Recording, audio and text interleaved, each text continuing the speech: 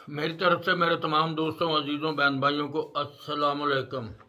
उम्मीद है आप खैरियत से होंगे। आज के व्लॉग में सबसे जो अहम और ख़बर यह है कि इमरान खान की ख्वाहिश के मुताबिक FIR दर्ज करने के लिए वज़ीर आला पंजाब जनाब परवेज़ लाई साहब ने दो टोक जवाब दे दिया।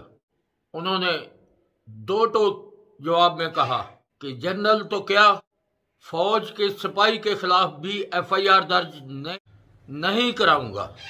परवेज लाई साहब शौकत खानम अस्पताल में इमरान खान साहब की तीमारदारी के लिए गए थे और वहां पर जब वो बाहर निकले, जब तीमारदारी से फारग होकर बाहर निकले, तो असद उमर और मियां असलम इकबाल ने परवेज लाई से मुतालबा किया कि वो इमरान खान की ख्वाहिश के मुताबिक FIR दर्ज कर दे।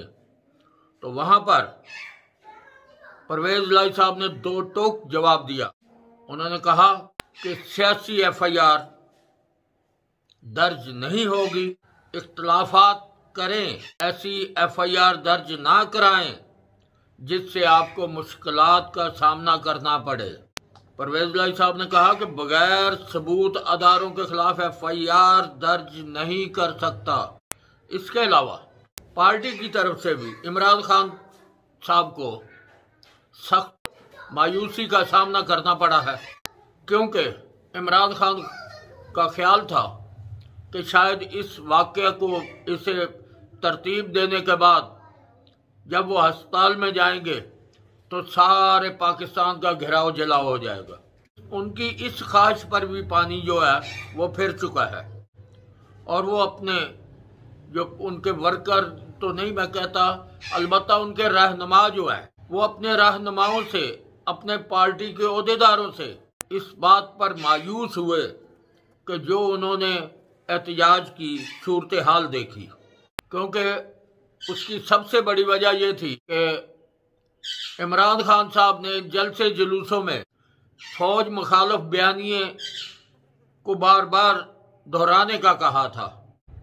तो पता है ये नहीं हो सकता बगैर सबूता दे, कौन करेगा इस किस्म का काम। तो लिहाजा इमरान खान साहब को ये भी एक झटका लगा है। उनका ख्याल था कि पता नहीं मैं क्या करूँगा, क्या हो जाएगा, लेकिन कुछ भी नहीं हुआ। उसके अलावा इमरान खान साहब ने जब उन्होंने दावा किया है कि मुझे अदारों के अंदर से पता चला था कि मुझ पर हमला होगा, तो यहाँ पर हुकूमत का कहना है, वफाकी हुकूमत का भी यही कहना है कि जब पता था तो उसके इंतजाम क्यों ना किए, बुलेट प्रूफ शीशा क्यों ना लगवाया। तो पंजाब हुकूमत की तरफ से पता चला है कि उन्होंने बुलेट प्रूफ शीशा लगाने की ऑफर भी की थी, लेकिन इमरान खान साहब ने वो शीशा लगाना मुनासिब न समझा। अब आए अरशद शरीफ की पोस्टमार्टम रिपोर्ट जो है, दो गोलियां सामने आई हैं कि एक गोली सामने से लगी थी और दूसरी पिछली साइड से लगी थी। अब आ जाए ISPR की तरफ से, क्योंकि पैमाना सब्र का बिल आखिर जो मर्जी हो, जितना मर्जी कोई सब्र करे, कोई हद होती है और आखिरकार वो लबरेज हो ही गया है और उन्होंने इन बेबुनियाद और झूठे इल्जामात पर प्रेस बयान जारी कर दिया है। ISPR की तरफ से बयान जारी हुआ है। उन्होंने कहा कि इस तरह बेबुनियाद इल्जामों की बुनियाद पर किसी जनरल के खिलाफ, किसी जनरल के खिलाफ तो दरकिनार किसी सिपाही के खिलाफ भी कार्रवाई नहीं हो सकती, क्योंकि उनका अपना एक सिस्टम है। वहाँ पर पहले इंक्वायरी होती है और वहाँ पर जजा और सजा का उनका अपना एक निज़ाम है, और इस तरह किरदार कशी करना, इस पर उन्होंने कार्रवाई का मुतालबा कर दिया है। जावेद लतीफ़ साहब ने प्रेस कॉन्फ्रेंस के दौरान कहा, उन्होंने कहा कि कुछ लोगों की रेड लाइन इमरान खान है। जावेद लतीफ़ साहब ने कहा कि उनकी रेड लाइन मुल्क है।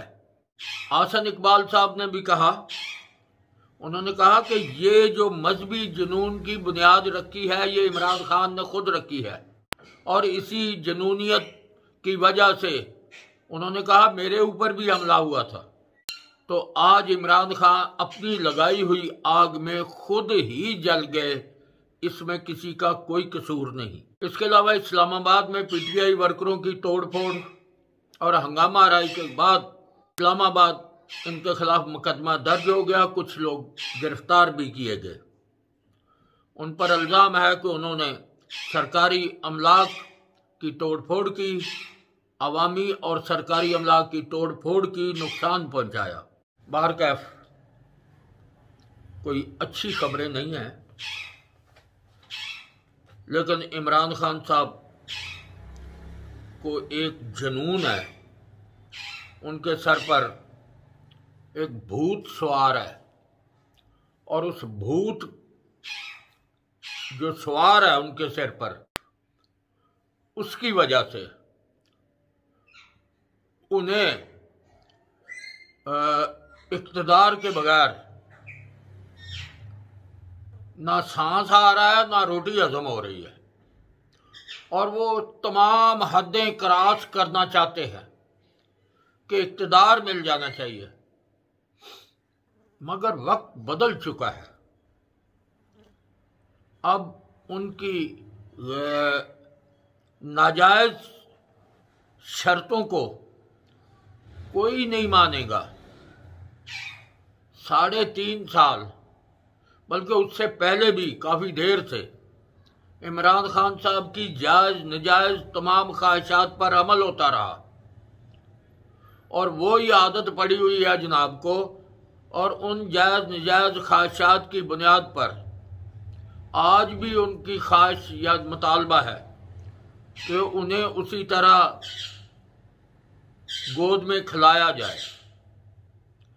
अब वक्त बदल चुका है, बल्कि उनके पार्टनर परवेज इलाही साहब ने भी इमरान खान के रवैये की वजह से उनकी बात मानने से इनकार कर दिया है, जो इमरान खान के लिए धचका है। क्योंकि परवेज इलाही साहब पर तो उम्मीद ना करें ना, परवेज इलाही साहब इमरान खान साहब की तरह एहसान फरामोशी करें और अपने मोहसिनों के खिलाफ कोई भी गैर कानूनी काम करने के लिए तैयार हो जाए। अब वो गैर कानूनी काम किस मकसद के लिए करें? क्या मुश्किल है परवेज इलाही साहब को? वज़ीर आला है। इमरान खान साहब आज अपनी पार्टी को अगर कह देते हैं कि परवेज इलाही साहब को उतारना है या हटाना है, तो वो फिर भी नहीं हटेंगे ना उतरेंगे। सिर्फ उनकी जगह नून लीग ले लेगी, सारी पीडीएम ले लेगी। तो इसलिए अब इमरान खान साहब जिस किस्म की सियासत करना चाहते थे, जिस किस्म के ड्रामे या निज़ाम को चलाना चाहते थे अपनी मर्जी के बगैर, तो उस तरह का काम उनका नहीं हो सका। उन्होंने कोशिशें की, लेकिन हर कोशिश के बाद नाकामी ने उन्हें नाकामी का सामना करना पड़ा है। क्योंकि अरशद शरीफ को कैश कराने की कोशिश की, वो नहीं हो सके। उसके अलावा बहुत से ऐसे मामलात आए, ठीक है, इस्लामी कार्ड इस्तेमाल किए, मजहबी कार्ड इस्तेमाल किए, अमेरिका मुखालिफ बयान बनाया, रूस दोस्ताना माहौल को हवा में उड़ाया। अब किसी बयानिए पर भी उन्हें कोई पजीराई नहीं मिली, और आखिरकार यूं लगता है कि नाकामयाबी तो नहीं बल्कि नाकामी उनके कदम तो क्या, उनके हाथ और मुंह भी चूम रही है। और जो हालात वो खुद बना रहे हैं, खुद गड्ढे खोद रहे हैं, उनमें वो खुद ही नजर आ रहा है कि खुद ही गिरने वाले हैं।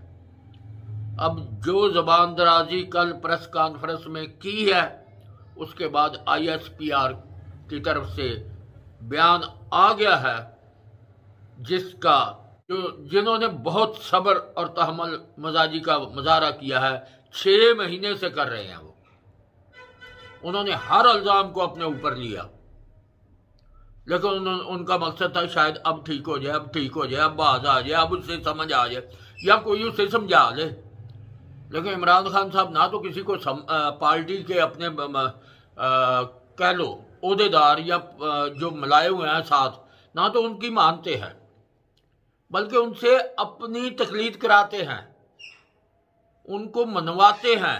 और पता नहीं उनकी क्या मजबूरियां हैं कि वो कुछ लोग वो भी मान जाते हैं। बाहर का सारी पार्टी उनके इस बयानिए के साथ नहीं दे सकती और ना ही उन्होंने देना है। उनके लिए सियासत तो करनी मजबूरी है, लेकिन इस तरह की सियासत से वो बाज रहे। और बिलाखिर इस बयानिए की बुनियाद पर इमरान खान साहब अपनी पार्टी में पहली बात तो तनहा रह जाएंगे, अगर तनहा ना रहे तो एक दो आदमी जो है वो उनके साथ होगा, बाकी उन्हें खुदा हाफिज कह जाएंगे और अनकरीब ये होगा और सारा गरूर जो है दिमाग के अंदर, तमाम जो भोसा भरा हुआ कह लें, क्योंकि कोई भी जी शौर आदमी ऐसा नहीं है, होता है यहाँ पर आपको तो जायज़ तरीके से उतारा है। यहाँ पर वजीर आज़म ऐसे जाते रहे हैं, ऐसे तो किसी ने आपकी तरह किसी को पागलपन का दौरा नहीं पड़ा, कभी भी कोई ऐसा काम किसी ने नहीं किया जिससे मुल्क कौम को नुकसान हो।